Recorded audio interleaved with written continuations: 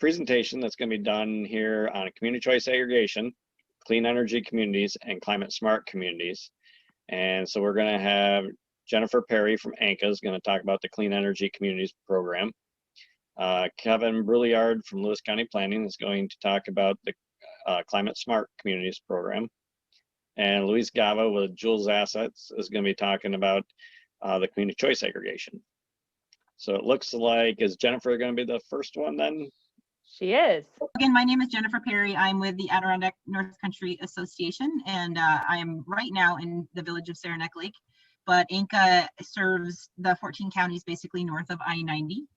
We typically focus more closely on the 7 REDC regions of the North Country, which includes Lewis County, Jefferson County, and then straight across for the North Country. So next slide, please. Oh, hang on, it might have a delay, Jen. Yeah. There we go. And you might have to click a few clicks. Yep. Yeah, there we go. Perfect. That's good. So ANCA's general mission is to really focus on rural economic development, and what there's a concept called the new economy, if anybody's heard of that, which really seeks to bring rural wealth and community wealth back to the communities. So in that, next slide, please. So with that in mind, we have 3 general areas of focus, which first would be food systems. The second is energy economy, which is the program I'm with, Clean Energy Program, and then the entrepreneurial economy. So if you have any questions or interest in any of these other areas of focus, please reach out and I'd be happy to connect you with the appropriate folks in our program. But again, I'm with the Clean Energy Program. So next slide. And the ANCA Clean Energy Program, I've been here about 9 years, going on 10 years, and we have done multiple programs since I've been here, multiple NYSERDA programs. But most recently, we are focused on 3 general areas of outreach. That doesn't mean that things don't come our way on a regular basis that we respond to, but the first piece that we're trying to take a really hard look at is clean transportation. We just recently hosted a clean transportation summit that was supposed to be in person, but it ended up being virtual. It was very successful. It happened in September.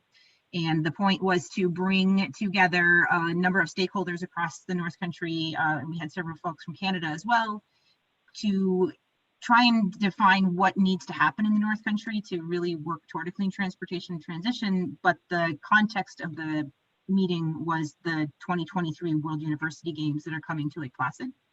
So we're hoping to really help that be a catalyst to bringing some long-term clean transportation solutions to the area.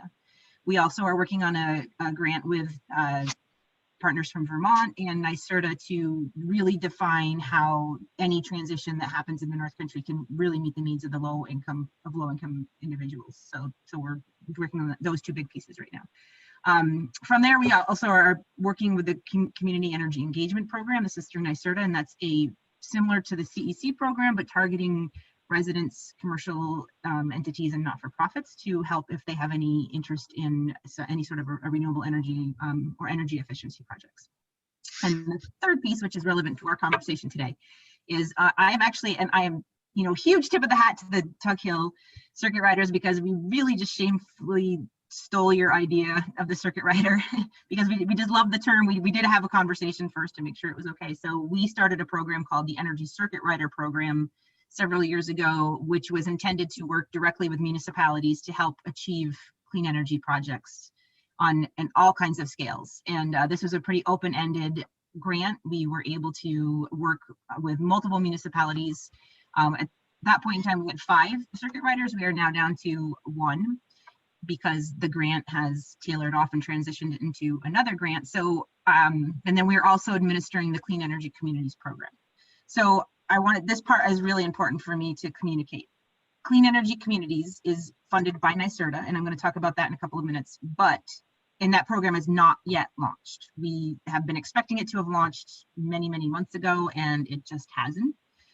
So I can tell you a little bit about it, but it's really important to know that we are still able to work with you through the Energy Circuit Rider Program, because that's still what we do, regardless of CEC. We would be available to help you if you have a technical question with a project, if you are trying to find financing, but you're not really sure where to look for it. Maybe you just need a little bit of an education. Louise is here, that's great. Kevin to talk about climate smart communities, but maybe your street lights you're just really confused about the process and what are your options and alternatives and is it really worth it, we're here to help you with all of those things. And the point of the Energy Circuit Rider program is that we're responsive. So it's not like we're going to show up in your office and be like, you're going to do this because we think you should. We're there if you have something you want to get done, we're there to help you find ways to get it done. So I just want to make sure that part's super clear. So next slide. Oh, come on. There we go. There we go.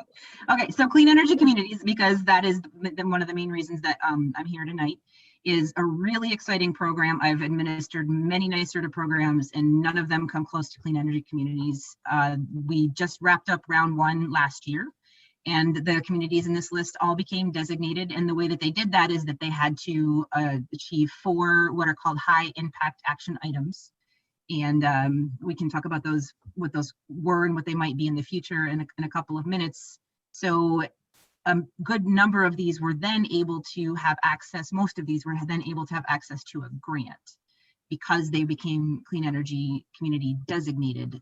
Round 1, it was very straightforward. You got your 4 action items done. It was a little bit dependent on community size, but then you had access to certain grants. And all of these communities are in, except for a couple, are in the process of accomplishing and completing their projects right now. It's very exciting. What you've got to do for a project was pretty loosely defined. It just had to meet a few pretty basic criteria. Next slide, please. It's going. I know. I'm trying to think ahead, so maybe I could start talking, but not that good. So these are some of the examples of projects that were completed. So many communities chose to use their money to do LED streetlight conversions. I understand some of you are in that process right now. Some chose to use the utility program because they're smaller and they're, for many reasons. Some chose to purchase their streetlights and own them. Several communities chose to install some VFDs, variable frequency drives, to increase the efficient operation of some of their operations. A couple of communities chose to insulate their highway garage. There was one community who did an electric vehicle purchase. Several did solar installations, and several included heating and ventilation upgrades to make them more efficient, electrified as well in different places. So again, this is round 1, and these are grants by bucket. This is not the number of grants. There are many grants awarded. It's just that several communities did any number of these. So next slide. So the $1 million question is, what's round 2 look like? Because round 1 was so successful. And the short answer is we have an idea of what it's going to look like, but because it's going to be a competitive process to access the grants, we are not really allowed to give many details. So it's really just a really unfortunate and difficult situation, but we can, again, we can talk about what round 1 looked like. We can talk about what the high impact action items were in round 1, and we can assure you that pretty much anything you do at this point in time to make your municipality more efficient, more renewable, will somehow feed into round 2. So at this point, we're hoping early 2021. We can't imagine they're going to release it next week. So we're thinking we probably won't really know until early 2021. The general structure will be that, and this is different from round 1, that communities can earn points for a variety of high impact action items. So there are many more than there were, and they're not weighted equally. So for example, if you completed LED streetlights, you would probably get more points than if you were to adopt a benchmarking resolution. So those are examples of 2 high impact action items from round 1. Once you accumulate certain thresholds of points, you are then eligible for grant money. And there's different tiers of grant based on your points and based on your population size. So as soon as this is released, the very second that this, even if it's at midnight, we will be on the phone reaching out to whoever wants. We have already lots of interest. Kevin, I know we've talked about doing a more formal presentation for everyone in Lewis County. It's also important to realize that even though you might have participated in CEC in round 1, you're still eligible in round 2 on many different levels. So next slide, please. So to be clear, I can tell you explicitly that community choice aggregation and climate smart communities, which Kevin and Louise are going to be talking about, are definitely a part of CEC. So moving forward with these two things, should you choose to, as long as you're choosing to because it really benefits your community, there will be ways that this ties into CEC. I'm just not at liberty to really elaborate on how that would look in the future, but just to understand, we are working extremely closely together. Like all of these programs are very closely tied together and are mutually beneficial to each other. So, and again, just a reminder that, we are still available as ECRs to assist you, whatever path you choose to go. Next slide. And that's the last one. So here's a list of different ECR type projects that we have assisted with in the past, and that we have found that other municipalities have ended up saving them money and improved their quality of existence. So, LED streetlight conversions, really, really big hot topic right now. Access to financing and funding, interior LED conversions, if you haven't already done it, definitely worth the time and in the investment, and lots of support for that. We help connect folks to contractors. We don't really vet them, but we certainly can tell you, if you're trying to do a heat pump project, we can say, here's a list of heat pump installers.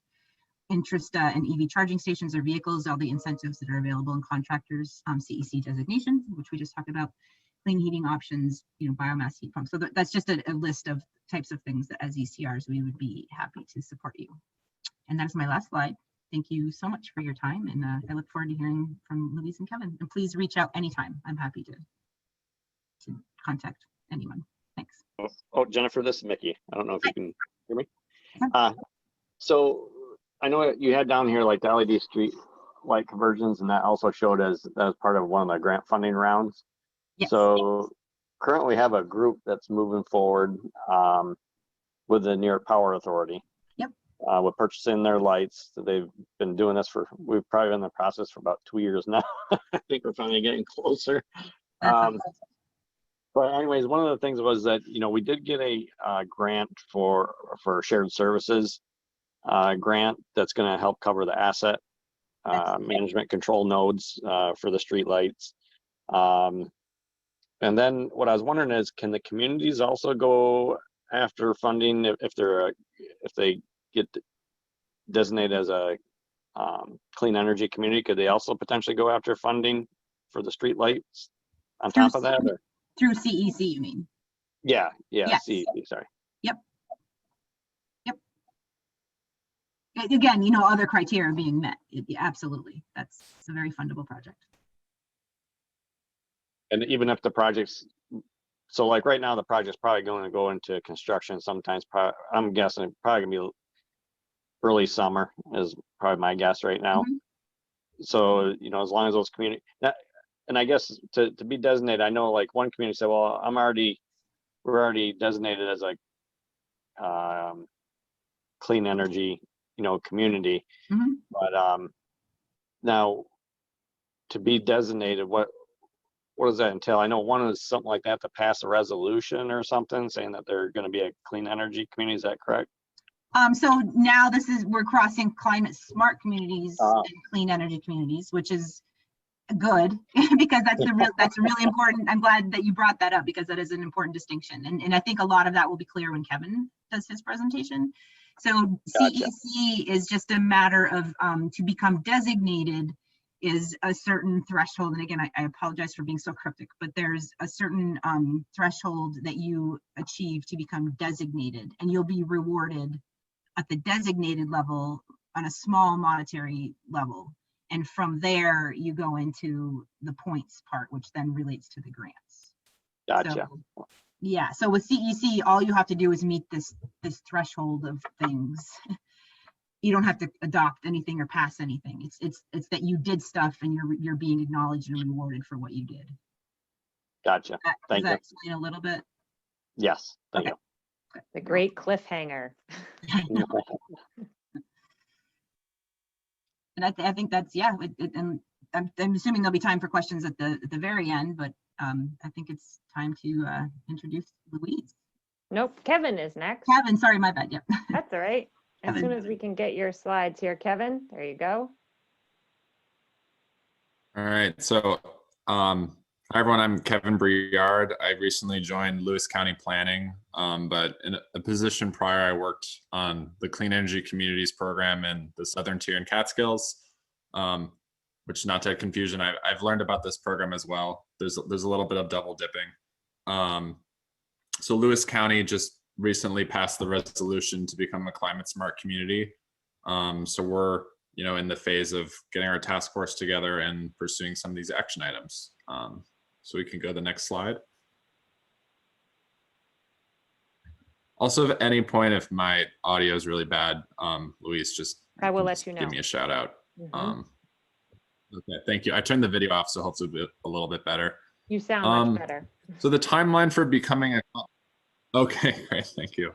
The timeline for becoming a climate smart community isn't as time bound as the clean energy communities. It's kind of a little bit of more of a long-term framework. So that kind of how it works is you take this climate smart communities pledge, which is the resolution you pass, and then you designate a coordinator, and then you work towards completing action items. The minimum certification is bronze, and that requires 120 points. And I'll get down into some of the possible actions and point breakdown and kind of how that works. And then you apply for certification. It's administered by the DEC, but there's, I think, up to 6 other agencies that have their hands in this, but they do the certification rounds every 3 months or so. So it's kind of just, and they project out like every 6 or 7 ahead, so you can kind of keep that timeline in mind. But and we can go to the next slide.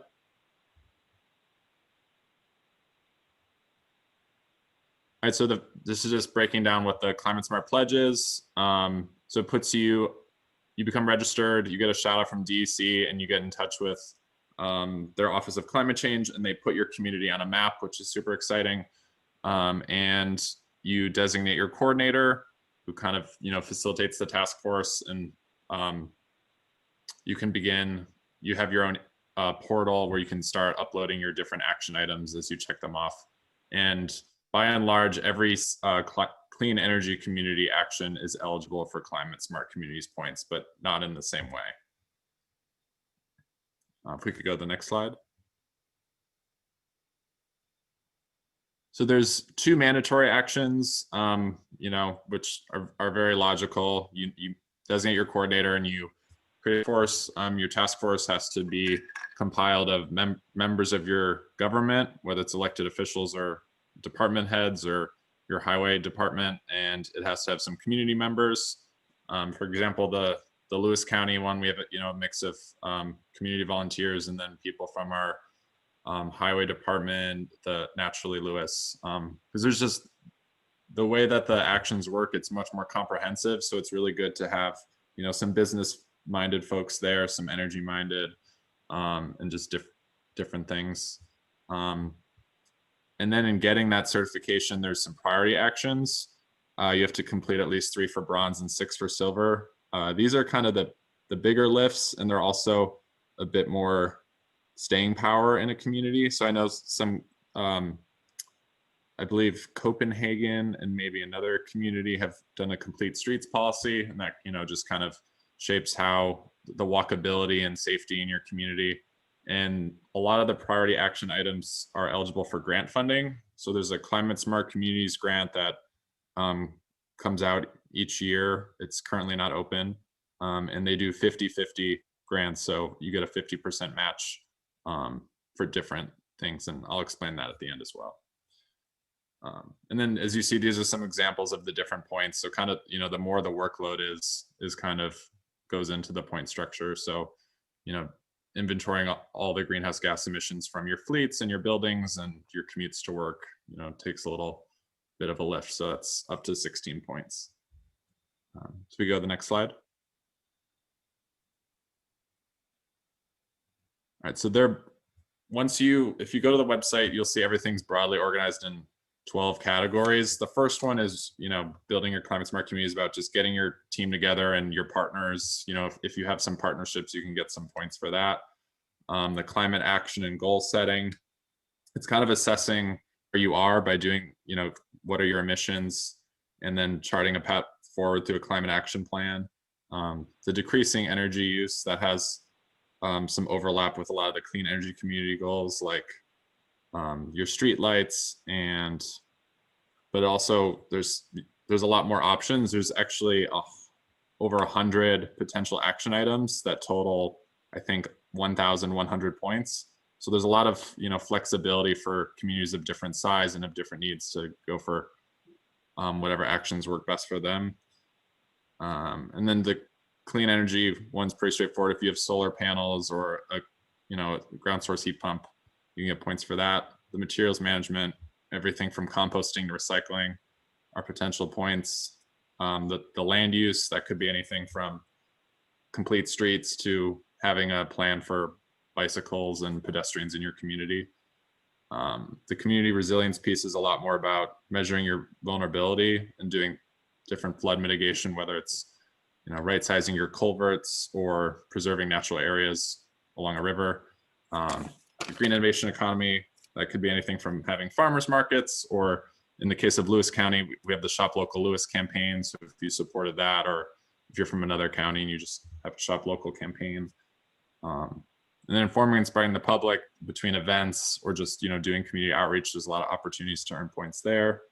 The evolving process piece really just means tracking what you're doing, which makes sense for a lot of different things, and you can get points for that.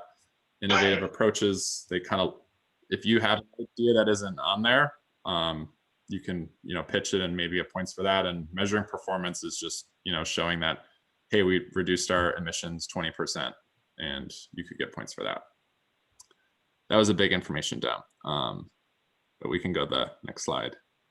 So this is just a breakdown of the 3 different certifications. To my understanding, the gold is being revised, but at one point it was 450 points, and no community is at that level yet. But there's 55 currently bronze communities, and the only one in the North Country is the village of Saranac Lake, and they achieved, they did that back in September, and I've been in touch with their coordinator, and she's been great at sharing resources and kind of giving some wisdom. And as we move through this process, I'd be happy to do the same for any North Country community, that whether you're in Lewis County or not. And then there's currently 7 silver communities, which is a much bigger lift. It's a lot more points, and most of those are counties or municipalities in the Hudson Valley region. We can go to the next slide. All right, so this is a little more information about the Climate Smart Communities grants. So for the certification projects, which are a lot of those priority areas, like if you're doing a comprehensive plan and you want to add some sustainability elements, or you want some help with your greenhouse gas inventory, you can apply up to $100,000 as long as you're providing a 50% match for the project. And then the implementation projects are much more significant, up to $2 million. And that's really for, as you move through the process and you're identifying ways that you can mitigate or adapt to climate change in your community, you can apply for those bigger funds. And again, you don't have to be a certified climate smart community to apply for these funds, but the further along you are in the process, the better it increases your eligibility for grants. If we go to the next slide. So these are just some examples of funding that, I put in some communities that, are more on scale with ones in our region. And I think Blackbrook is actually in the North Country, and they got over $700,000 for drinking water infrastructure. So there's really, a good deal of funding out there to do, very innovative approaches. Like, for example, DeWitt, they, in addition to putting in porous pavement, all the residents got, rain barrels for water coming off their roofs. We could go to the next slide. So I hope that this graphic can kind of give a little clarity on how these intersect and overlap.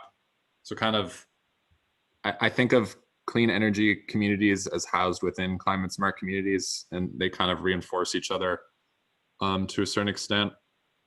I think both programs are, a great option. But because the clean energy communities kind of feeds into climate smart communities, I would If you're taking the first step, I would kind of go that route and use that as a way to segue into climate smart communities. But if anyone, they can be pursued concurrently as well. And I think that's my last slide. All right, does anyone have any questions for Kevin before I get on to CCA in more detail? All right, hearing none. So thanks for having me tonight. I'm Louise Gava, and I'm going to talk to you about community choice aggregation as Joules Community Power implements the program.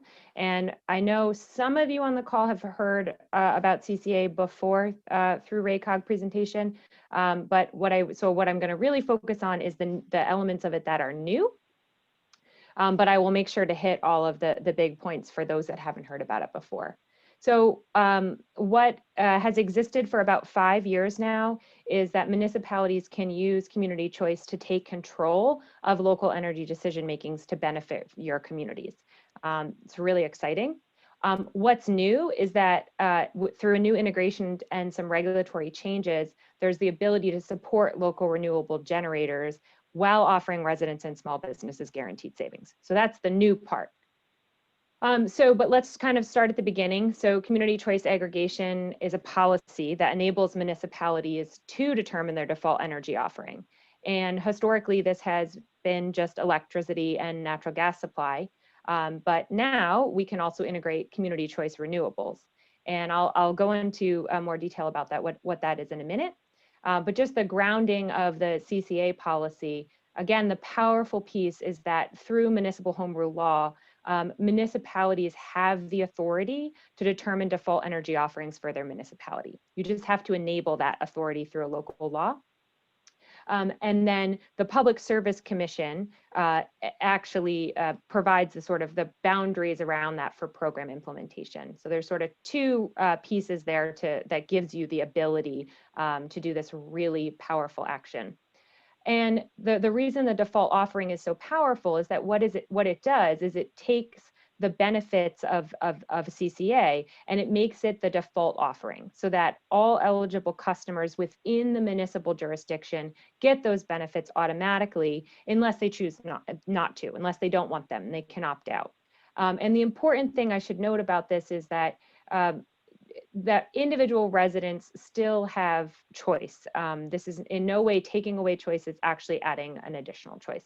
It's really important, and we can talk about the details at the end if folks want to. So what folks have probably heard before is about the community choice electric supply. And so when we're talking about electric supply, we're talking about replacing the current source of electrons that are coming through the wires from the utility with 100% renewable electrons. And that decision is being made, instead of being made by National Grid or the state, it's being made by the municipality with support of consultants. The new piece is the addition of community choice renewables. And we're talking about community choice renewables, we're referring to bill credits from local renewables that are put on residents' bills and provide a guaranteed savings. And what renewable source, it could be solar, it could be hydro, it can really be any number of things. But for the short term, we see that there's going to be a lot of participation of solar and hopefully some of hydro. So getting into a little bit more detail, with the community choice electric supply, this really needs to benefit from aggregation. And I know municipalities have heard about this, again, for the last 5 years. We really need to get to a critical mass to really benefit, to access the benefits in the market. But Joules does the work to aggregate the municipalities to get to that number. And I will say, when I first started out in the North Country in the last couple of months, I didn't think we were going to be able to offer this as soon as we will, but there's just so much interest in this program that I think it will be a viable option much more quickly than I imagined, which is great news. And then community choice renewables is really exciting because it works for a municipality of any size.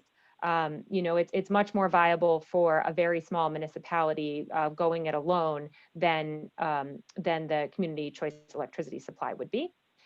Community choice renewables it's exciting because it's only available in New York State right now for residents that are served by National Grid. So we're sort of first out of the gate here in our region and really being innovative for New York State. And the thing I should let you know is that we can work with renewable projects that are in various stages of development. So that could be an existing hydro plant, that could be a community solar project that's just gotten permitting in the community or is going through permitting process right now, or it could be that a municipality has land and they've been thinking for a while that they want to put out an RFP and invite the development of renewables and control the parameters. So we can really work across the spectrum in there, and each municipality is going to find something that's right for them. So to get a little bit into the benefits, so with community choice electricity supply, we're looking at a fixed rate, so that the same dollars per kilowatt hour every month for the length of the contract. And we're looking at access to 100% renewable electricity in a way that's much cheaper than you can get it going, out into the market on your own. And a huge piece of this is consumer protections, because you do have experts negotiating the terms and conditions of the contract. So there's been a lot of predatory practices in the industry, and this is one of the ways to sort of address them, not sort of, directly address them. Community choice renewables is, you can basically think of the program as New York's existing community solar program plus a bunch of additional benefits. And we call it at Joules Community Choice Renewables because we're technology agnostic. And so you might, as you move through this process, end up with a community choice solar program, a community choice hydro program, or both within a given municipality, or maybe even a community choice cow power program. I mean, St. Lawrence County, lots of farms, Lewis County, lots of farms, Jefferson County, it's possible. So we'll see where we go and how innovative we get. But that's where the kind of concept comes from. For those of you that are familiar with the community, with the New York's community solar program, you'll know that the program works with a guaranteed savings built in. So you are paid as a participant for supporting renewables, and that payment structure creates a guaranteed savings situation on your utility bill. Now, that program pulled into the community choice, that structure pulled into the community choice program has a couple additional values. The first is that there's one bill. So right now in a community solar program, there's often two bills, but with the community choice, we have one bill, and the way you can think of it is it's just negative dollar signs on the national grid bill. So all the math happens behind the scenes, the payment of the developer happens behind the scenes, and the resident gets a much more streamlined opportunity to support renewables, which is great. The next piece that's really key is that there is no contract at the participant level. So participants don't have to go out and say, which community solar farm or hydro do I want to work with? What are the terms and conditions? Which one is better? What's the higher value? That's what we do, and we do it at a community level, and we negotiate those terms and conditions at a community level. So we have experts, with eyes on those contracts, and we have the power of the aggregate, again, to negotiate the best terms and conditions. And then last but definitely not least, there is not a credit check. And so currently with community solar programs, there tends to be a fairly high bar for credit for participation in the program, which means that a number of the residents in our community are precluded from accessing the benefits and the guaranteed savings. And when you pull the program into the community choice program, that credit check goes away, and it really makes sure that we have maximum participation by everyone eligible across the community. That's really exciting. In addition, the way that community solar works in New York and really across the country, because individuals have to elect one at a time to come into the program, these developers allot a lot of money for customer acquisition. The way community choice is structured, Joules sees that as the municipality is doing the customer acquisition. Therefore, you receive money for doing customer acquisition. And the current market is bearing around $50 a participant. And remember, the program is, it works in a default offering, with a default offering. So that means that a significant portion of your community will likely participate. So it ends up being, a decent amount of money for each municipality.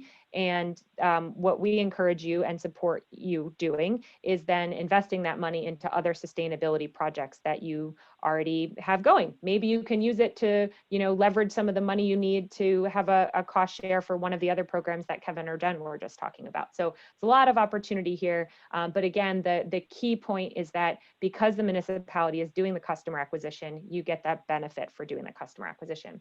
And obviously, what Jen said, I think very directly, but that what Joules knows as well is that there will be participation in community choice will be a significant number of points towards the next round of the CEC program. So really quickly, what I do at Joules Community Power as a program administrator is mostly everything, quite frankly. I mean, our job is to really make it very simple and streamlined for you to offer the opportunities to your constituents. And so as a program administrator, we do the design and implementation of the program. As some of you know, the program has to be approved by the Public Service Commission. And Joules is the only administrator at this time that actually has approval from the Public Service Commission to integrate that community choice renewables piece. So to really get the guaranteed savings plus the electricity supply all working together. In addition, we draft and review and manage all the bids and contracts. The municipality has final say on them. We make recommendations, but at the end of the day, you have to take the recommendation or not. In addition, we educate and the residents and small businesses on the benefits of the program. I'll give you a little more detail on the next slide. And perhaps very significantly, we interface with National Grid, the regulators, the energy suppliers, and the developers. So we're really acting on your behalf to get to maximize the benefit of these programs for the municipality's benefit and also for your residents and small businesses. So I want to focus on the outreach and education for a second because it is a program where you change the default energy offering. And so Joules knows how important it is to make sure you're out in the community, educating residents, helping raise the general energy understanding and help folks decide if participation in the program is right for them. There are multiple discrete chunks of education through this program. Very significantly, before we can even get to any kind of price or discount or any of that information, we have to do a 60-day education campaign. And that's very robust. Again, Joules takes care of that. We use multiple avenues. Municipality needs to support that, but it's our primary responsibility to do that engagement. And then there's some other pieces, and I won't get into all the details now because there are a lot of details, but the other thing you should know is that after the specific price and the specific project and all of that is understood, there is a period in time where every resident that's eligible for participation in the program gets a letter in the mail fully explaining the details of the program and the benefits.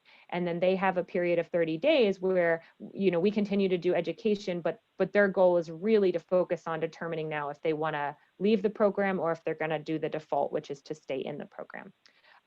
So all that to say, engagement in the community and making sure folks understand the program and ask questions generally about energy. I get into lots of fun conversations in this part of the process. It's some of my favorite time.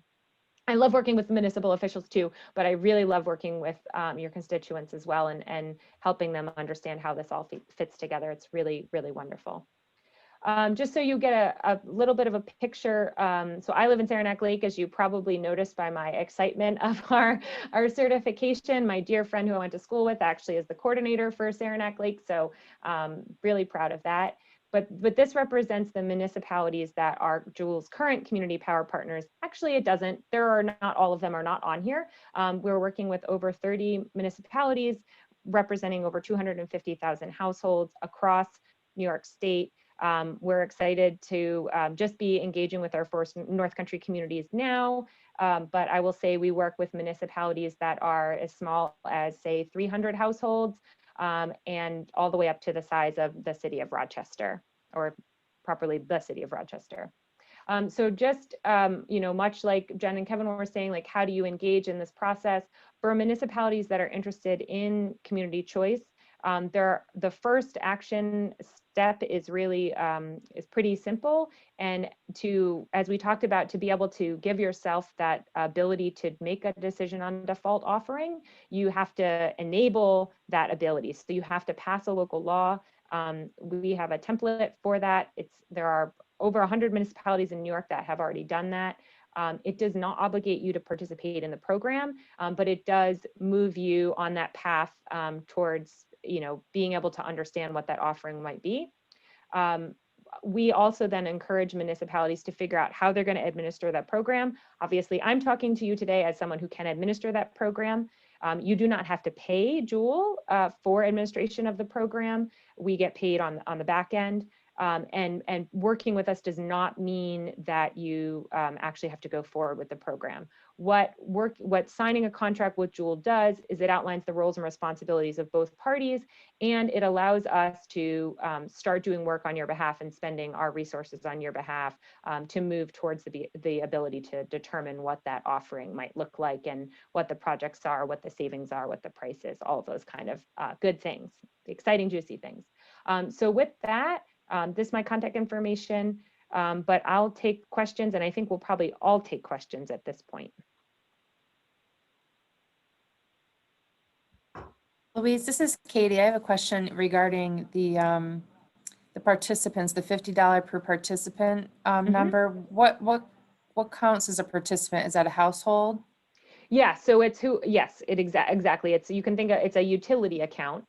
And for any given municipality, we're expecting 70% probably participation, and that's a hard number to get because it's not 70% of your population, it's 70% of the number of households. And I can, National Grid publishes data that I can do a back of the envelope calculation to determine what that approximately will be. And then as we move farther in the process, we will get actual data for who's eligible to participate in aggregate. And then ultimately by address, and of course, all kinds of data security protections. But yes, if you're trying to do a quick back of the envelope calculation, it's the number of households and small businesses in the community, and then just say about 70% of those. Thanks, and that's a one-time payment, correct? Yep, it's a one-time payment. Yep, because it's the initial customer acquisition is how that money is being given to the municipality. Thank you. Mm-hmm. This is Randy Shell from town of Lowville. We've got a 10 megawatt solar facility being, it's in the pre-construction phase right now, but it's $50 per participant. It's right on the outskirts of Lowville, the village of Lowville. Which municipality gets the payment? The municipality where the facility is sited, or the municipality where the participant resides?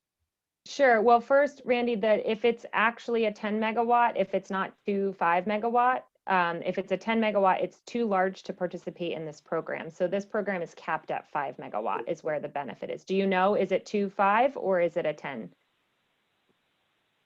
It's two separate,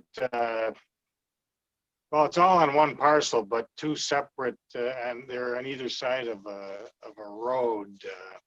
So I really couldn't. No, they really did get two building permits. So I imagine it is two separate facilities.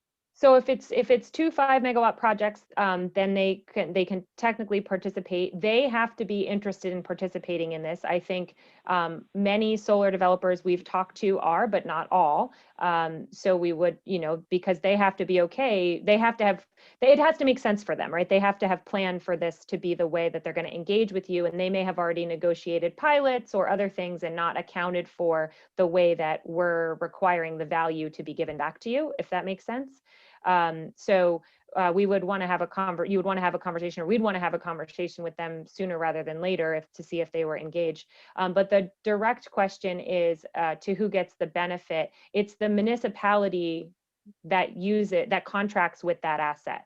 So if it's on the boundary or it's split between two municipalities, if you take all 10 megawatts, which you are not, you are too small to take all 10 megawatts, but just say you took, you know, five megawatts and that was split, you would get $50 for everyone participating in your municipality. Then we would find other municipalities in the region and they would also get $50 for their communities because they're bringing the customers. So that's what you're getting the money for. Okay, thank you. You're welcome. Philip Chatterton, I have a question. We have a current contract with a provider for electric. Would that, the program start after that contract's out or what? Or would we have to? Sure. So, so I think so the program is focused mostly on your residents and small businesses. Let's see, you said you were town or village?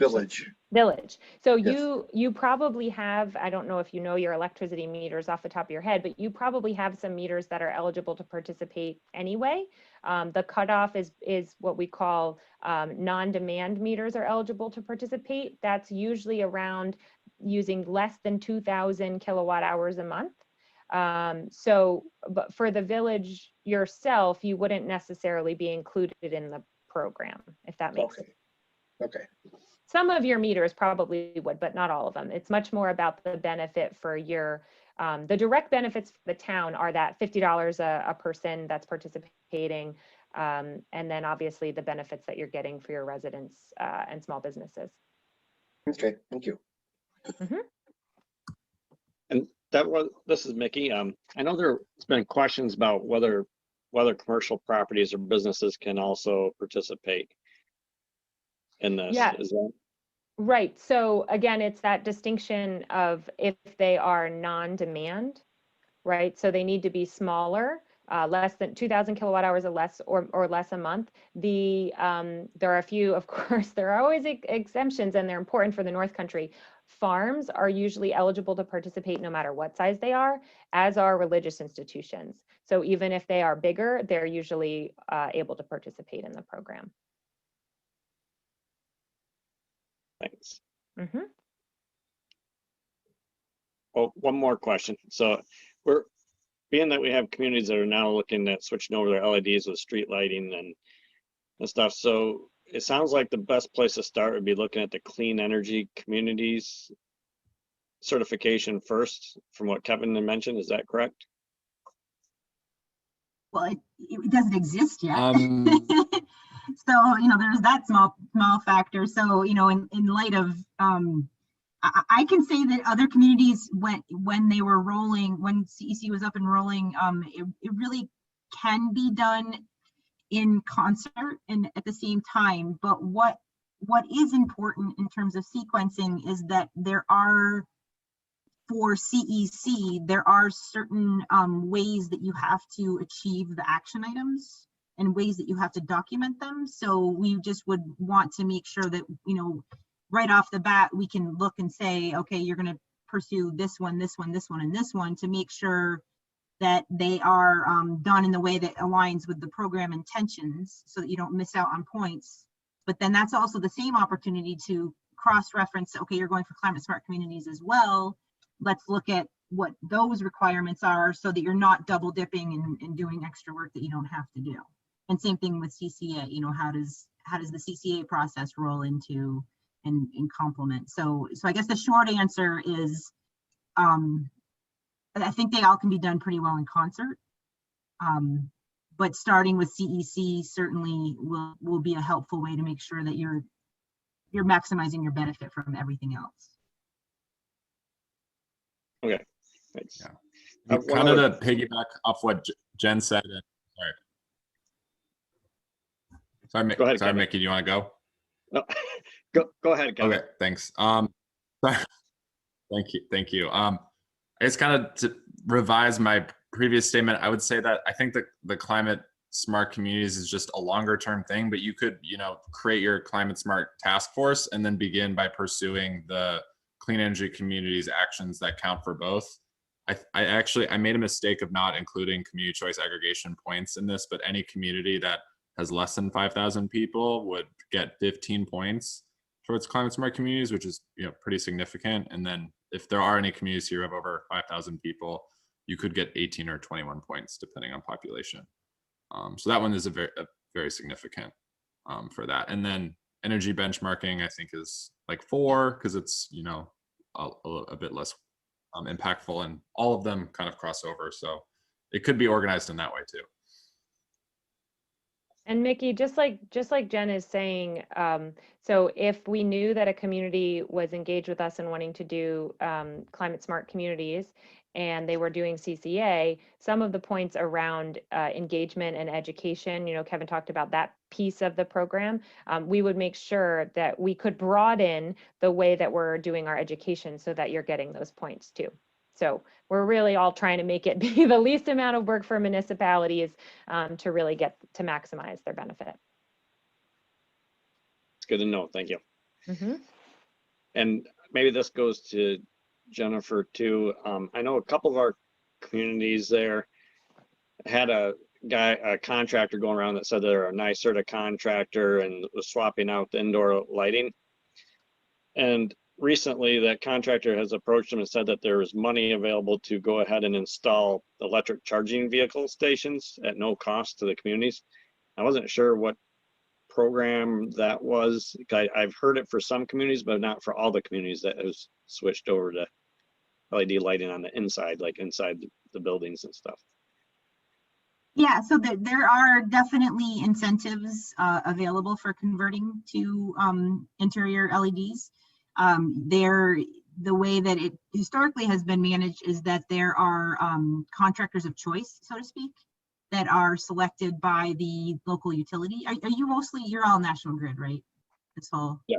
Okay, awesome. So, and that's one of the things that we could help with, is we could connect any municipality with that selected contractor, and they basically do everything for you. They can tell you what the incentives are, what the process is.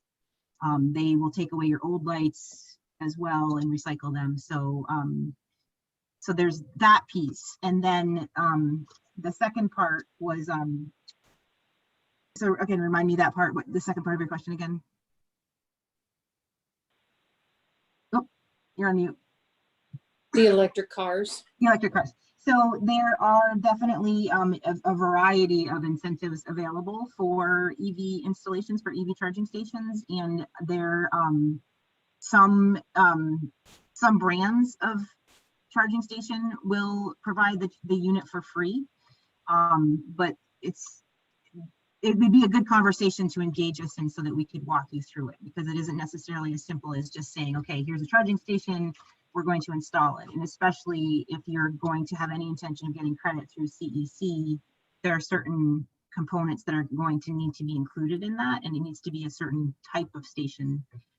But for the most part, you can get into an EV charging station for an extremely low cost. They're heavily subsidized right now.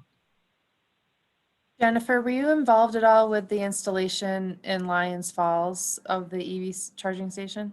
No. Okay, I do know that they have one, I think fairly recently at one of the, I don't know, hotels or something down there. So that might be, you know, Kim, if you're interested in Copenhagen to learn from what Lyons Falls did, might be useful. Yeah, I'll definitely reach out. And I think Kevin and I have talked about it as well. Am I on mute? No, we hear you. Okay.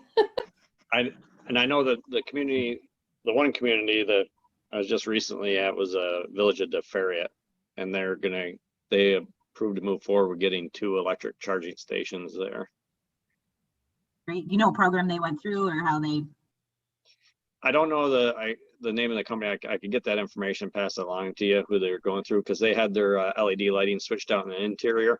Mm-hmm. Yep. And then they're offered that. And I believe town of Wilna also was offered the same deal of having the free electric charging stations too, I believe. Yeah, because that's where ours came from, Mickey, was through the same people that were doing the interior lighting for us. Okay. Okay. Yeah. I misunderstood your point. So you're saying this is the same contractor?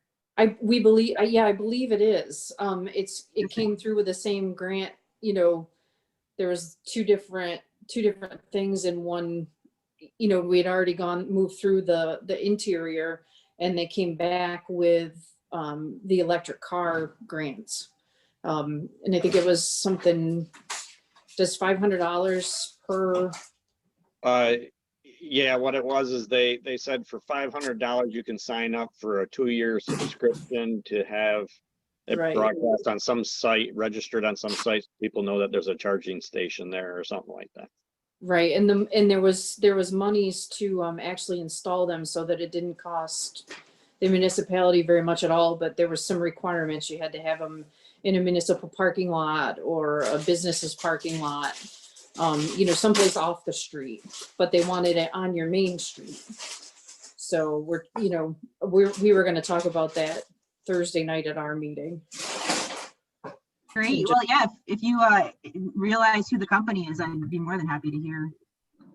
They are. Randy, oh, sorry, go ahead.